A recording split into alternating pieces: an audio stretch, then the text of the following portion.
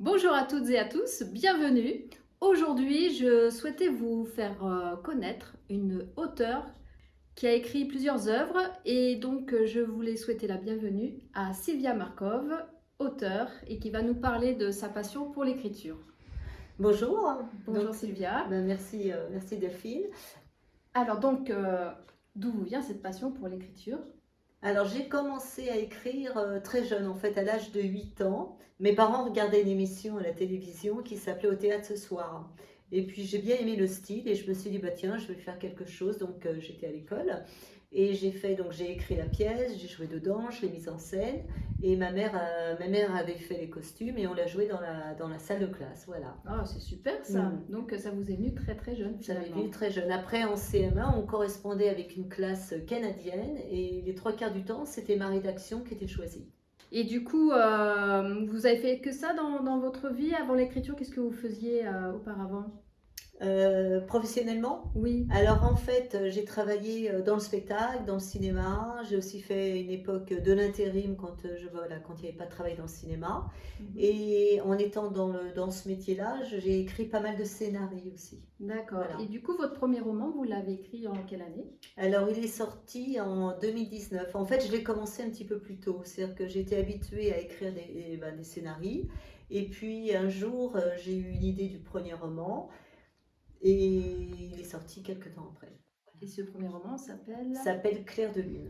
Et finalement, vous me dites que vous écriviez des scénarios. Quelle est la différence entre l'écriture d'un roman et l'écriture d'un scénario?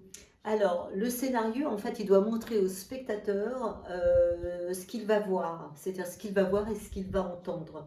Un scénario, ça fonctionne par séquence, par unité de temps et de lieu. Le livre, quant à lui, il va donner beaucoup plus de liberté d'écriture, parce que, par exemple, dans un film, si le personnage pense à un ballon, il faut qu'on le voie. Oui, certes. Voilà, le spectateur ne peut pas savoir que le personnage pense à un ballon, alors que dans l'écriture, on peut le détailler, on peut mettre tout ce qu'on veut concernant le ballon. Aussi par rapport au personnage que vous imaginez, comment ça vous est venu par rapport à votre histoire personnelle Alors, pas du tout, Claire Denis. Alors, évidemment, quand on écrit des histoires, des livres ou même des scénarios, il y a toujours à un moment donné quelque chose de personnel qu'on va mettre. Mais en ce qui me concerne, je laisse vraiment partir mon imagination. Mais du coup, comment vous est venue votre première idée pour le premier roman en Pour fait? Clair de Lune? Oui. Alors pour Clair de Lune, je suis partie de Poisson Rouge. En fait, j'étais chez des amis, il y avait une histoire de Poisson Rouge dans un bocal. Poisson rouge. Poisson Rouge. Et là, j'ai eu toute l'idée. Donc j'avais Claude, cette mère donc, qui est toulonnaise, qui a 4 enfants, elle est séparée et elle gagne un concours radiophonique sur la reproduction des poissons rouges. Et ce qu'elle gagne, en fait, c'est qu'elle est conviée à assister à Paris à la première du fameux réalisateur anglais Dean Dragon, pour donc assister à son film. Et lorsqu'elle va y aller et qu'elle va faire la queue, quelque chose va se passer qui va changer son futur professionnel et personnel. Et l'écriture, comme vous me disiez tout à l'heure, là, il y a une différence entre le scénario et l'écriture d'un roman. Comment vous êtes documenté pour arriver à ce style d'écriture? Alors Comment ça s'est passé? pour Clair de Lune, ça a été un petit peu différent. C'est-à-dire que Clair de Lune, comme je n'avais écrit que des scénarios, je me suis dit super, j'ai la bonne idée, sauf que je n'arrivais pas à l'écrire. Donc je suis allée sur Internet, j'ai regardé des tutos, j'ai regardé des conseils de grands écrivains, mais rien n'y faisait, j'arrivais pas à aligner 3 mots d'affilée. Et puis je l'ai laissé pendant 2 ou 3 années comme ça. Et à un moment donné, je suis retombée dessus et je me suis dit, soit tu le poursuis, soit tu le mets à la poubelle, et puis voilà quoi. Et tout d'un coup, tout m'est venu. Voilà, tout m'est venu comme ça. Et en fait, je me suis laissée porter par mon imagination. Et sans me mettre de restrictions, sans me mettre de barrières, je me suis dit, ok, j'y vais. Allez, c'est comme ça, on va voir ce que ça donne. Ouais, c'est une Voilà. sorte de lâcher prise en fait que vous avez fait et qui vous a conduit finalement vers le succès. Je crois qu'on peut parler un petit peu quand même de reconnaissance de vos lecteurs puisque les dédicaces s'enchaînent. Les dédicaces Donc s'enchaînent. comment s'est passée votre première dédicace? Alors la première dédicace, d'abord j'étais très anxieuse, je dois le reconnaître, et je n'avais fait imprimer, parce qu'en fait je suis auto-éditée, et éditée par une association, je n'avais imprimé que 25 exemplaires en me disant, bon, allez, les copines vont venir, elles vont jouer le jeu, elles vont prendre un livre, et donc j'ai fait ma première dédicace donc, à la Maison de la Presse à Bormes-les-Mimosas. Et au bout d'un quart d'heure, non seulement je n'avais plus les 25 exemplaires, mais dans l'heure qui a suivi, j'avais une liste de 50 personnes qui me l'ont commandé. Ah, tout de même. Voilà, donc ça a été sympa. Du coup, j'ai refait faire des impressions. Et après, c'était grisant parce que tout d'un coup, j'avais des gens dans la rue. Sylvia, j'ai adoré ton livre, ou blablabla. Et puis surtout, à quand le suivant? Ah bah justement, à quand le suivant? Donc le deuxième qui s'appelle... Qui s'appelle Les 4 saisons à Bormes-les-Mimosas. Mhm. Donc là, ça a été presque, je dirais pas plus facile parce que le travail n'était pas le même, mais j'avais un scénario donc de film qui s'appelle Les 4 saisons à Bormes-les-Mimosas. Je me suis dit, ben voilà, j'ai cette histoire, on n'a jamais trouvé de financement pour faire le film et on me demande un livre, donc je vais l'adapter en livre. Belle idée. Belle idée. Alors, c'était un travail qui était un petit peu plus difficile parce que j'avais déjà fait l'inverse, c'est-à-dire adapter des nouvelles en scénario. Mhm. Mais adapter en fait un scénario en livre, c'est un autre travail. Voilà. Parce que comme je le disais, le scénario est structuré en temps, en séquence, etc. Mhm. Alors que le livre, on peut aller beaucoup plus loin. Du coup, ça m'a permis par exemple d'aller plus loin dans chacun de mes personnages et même, je dirais même dans toute l'histoire. Voilà, donc ça c'est les quelques difficultés voilà, que vous avez rencontrées pour adapter le livre se résument Alors, je dirais ça. que difficulté, c'est que ça sonne moins image et plus une histoire. Plus une D'accord. histoire qu'on lise et pas qu'on regarde. Mhm. Il y avait effectivement, je pense que dans le scénario, on voit plus ce côté romance. On voit Ouais. plus, voilà. Et pour autant, moi, je voulais pas que le livre ne fasse ressortir qu'une romance. Je voulais que le livre fasse ressortir l'amitié entre toutes ces commerçantes. Et du coup, donc, quel a été l'accueil de ce deuxième roman? Pareil, ça a été très bien, ça a été très bien accueilli. Et là où je dois dire que j'ai été un petit peu fière, ça a été la part de Borméens, parce que ben, moi je suis parisienne à la base. Et j'ai eu donc des Borméens pure souche, on peut dire, qui me disaient c'est superbe, j'adore ton livre parce que je reconnais mon village. Ah, Et ça, c'est plutôt. ça c'est touchant quand Ça, même. c'est hein. très touchant. Ah oui, oui, oui. Et donc ce livre, il est sorti Alors quel lui, il est moment? sorti en août 2020. Alors c'était assez sympa parce qu'en fait, il est sorti le jour de la fête du livre à Bormes. Oui. Et ça tombait bien puisque c'était un petit clin d'œil, les Oui. 4 saisons à Bormes-les-Mimosas, qui sort à Bormes-les-Mimosas. Voilà, donc c'était un petit clin d'œil sympa. Et du coup, on vous a réclamé le troisième, Et c'est là, ça? voilà, après, ça a été pareil. Après, Sylvia, quand le troisième, enfin, quand le suivant. Et Voilà. ça, c'est Et là, il y a un changement. C'est-à-dire que là, vous changez de style, vous passez sur le roman policier. Donc là, j'imagine que ça a dû aussi vous demander beaucoup de documentation, de travail, de préparation pour aller vers ce style d'écriture.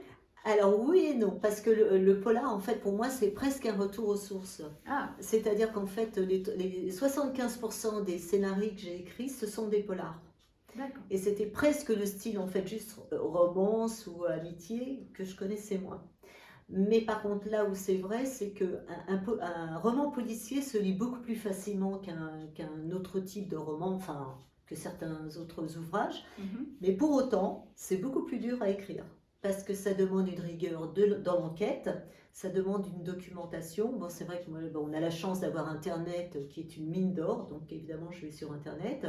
Je me renseigne aussi auprès de professionnels qui exercent les mêmes professions que mes personnages principaux, parce que ben, je veux que mes personnages soient authentiques, qu'ils soient vrais, naturels, comme dans un film, voilà. Et le polar demande une rigueur, parce qu'il ne faut pas se tromper dans l'enquête, il faut faire une suite logique, sans donner la clé, quoi, sans donner, en fait, oui. il faut tenir en haleine, sans dire, voilà, c'est ça, quoi, voilà. Ah, moi, je vous avoue, je l'ai lu, je l'ai dévoré, ce livre, et franchement, j'étais tenue en haleine jusqu'au bout. Je crois que, allez, je l'ai lâché vraiment entre chaque période où je le lisais, il se passait très peu de temps, et je l'ai lu très rapidement parce que, franchement, je voulais savoir absolument où l'enquêtrice allait nous mener, en fait. Hein. Donc, c'est vrai que les personnages sont vraiment attachants et l'intrigue exceptionnelle. Franchement, je vous encourage à le lire. Donc celui-là s'appelle Casse-Noisette, voilà, le troisième. Casse-Noisette, c'est ça. Et ce Casse-Noisette, du coup, comment les lecteurs l'ont-ils accueilli? Parce que là, je donne mon avis, mais... Alors, il a été même encore mieux accueilli et surtout, j'ai augmenté mon lectorat puisque les hommes se sont dit, tiens, ça, on peut lire parce que c'est un polar et ce n'est pas uniquement un livre pour ma femme. Et je mets vraiment entre guillemets parce que très souvent, Clair de Lune et les 4 saisons, les hommes étaient là, oui, ça, ce sera très très bien pour ma femme. Même s'ils le lisaient ou pas, peu importe, c'était très bien pour leur femme. Et voilà. Et du coup, est-ce qu'il vous arrive de demander des conseils à d'autres écrivains Alors des écrivains, non, parce qu'en fait c'est ma propre imagination. Et avec le temps, comme je disais tout à l'heure, je mets pas de barrière à mon imagination. Parce qu'en fait c'est mon idée. C'est comme un tableau, quoi. Un tableau où on va pas demander l'avis aux autres. Est-ce que tu penses que je dois mettre plus de bleu, plus d'orange, plus de vert? Personne n'est allé voir Dali en lui disant, tu sais, là il manque telle couleur. Ou pareil pour Léonard de Vinci sur ses créations, enfin, et pour Rembrandt ou n'importe qui, on n'a pas dit, bah tiens, tu devrais faire ça, quoi. Et je pense que l'écriture, elle rentre exactement dans un même, elle rentre dans un même langage, quoi. En fait, c'est le nôtre. Après, alors je ne sais pas si Oui. si je vais ajouter, après, une fois que j'ai terminé mes livres et que je mets le mot fin, Oui, là, j'ai tout un pool, en fait, j'ai toute une équipe de correctrices d'accord. qui me sont indispensables.